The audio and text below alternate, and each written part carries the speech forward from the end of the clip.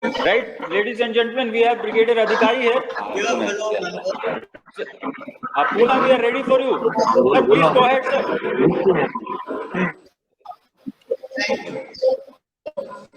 Thank you. Dear fellow Mahars, I take this opportunity to thank the Colonel of the Regiment for giving us veterans this opportunity to express ourselves in front of an India audience. I speak on behalf of the Pune chapter, and for which I am indeed grateful to the entire members of our Pune. I must begin by paying homage to one of our stalwarts who unfortunately is no more with us. I am referring to Colonel Arvind Prabhudesai, the erstwhile commanding officer of 1st Mahar, a scholar, and a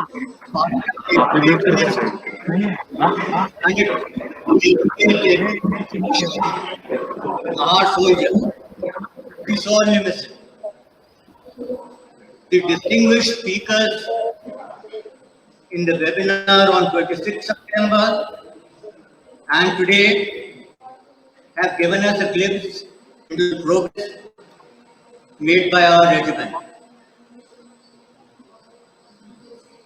This is indeed a unique experiment in getting us all together, and I have two suggestions to make to the Colonel of the regiment and the powers be. One, let this be a precursor for similar events in future, maybe that we hold them twice a year, once in October and then in April. And secondly, give our youngsters an opportunity to come up in this forum and express themselves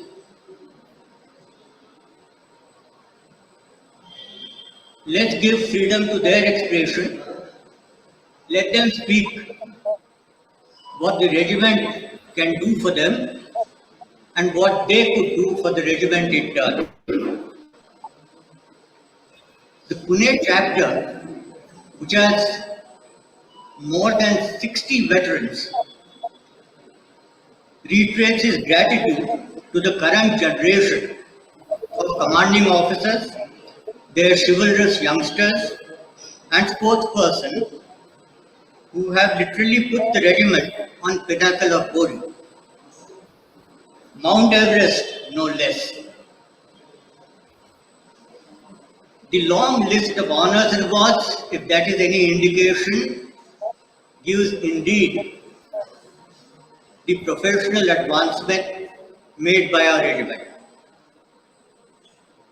I would now try and give you a brief glimpse into the I would like to thank a few veterans who continue to be our beacon in these troubled times. General Shedlekar sir, Colonel S.D. Mehta, and there are some more here. We have learned a great deal from them, and we continue to be guided by their ethics, morals. Benson Daniel, Deep are some of those who bind us together through their several inspirational posts on the social media. They keep us busy. They have indeed enriched our lives. Brigadier Devre took the military ethics and professionalism to the corporate world. He used his vast military and varied experience to teach the corporate work or give them lessons in leadership. Colonel Ramesh Devasa, notwithstanding his advancing years,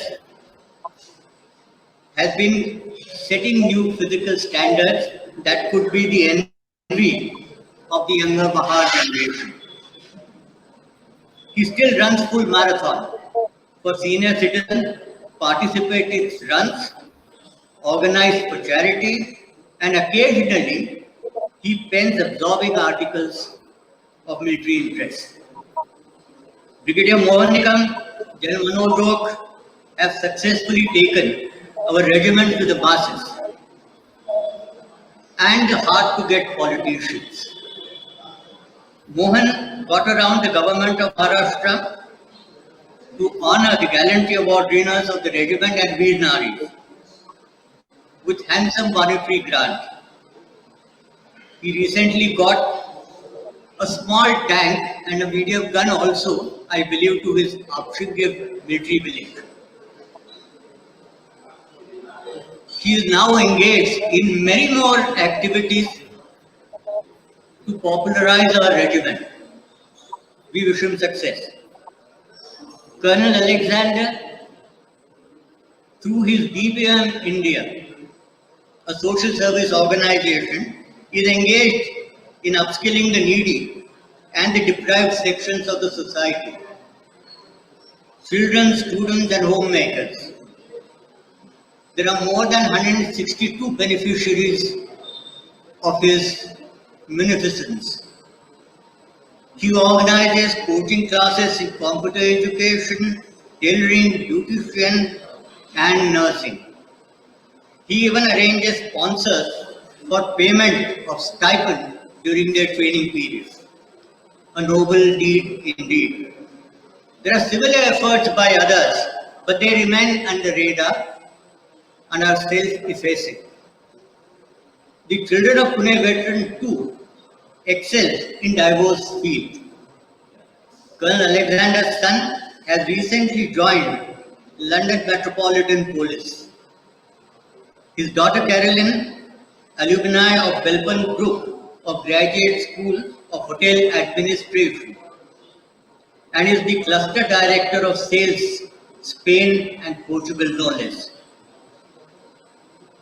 Aparna Prabhudesai, daughter of late Colonel Prabhudesai, is an outstanding sports person. In her spare time, she climbs Mount Everest, participates in grueling marathons, triathlons, and assists several underprivileged girls come up on the sports grid. There are many more such wards.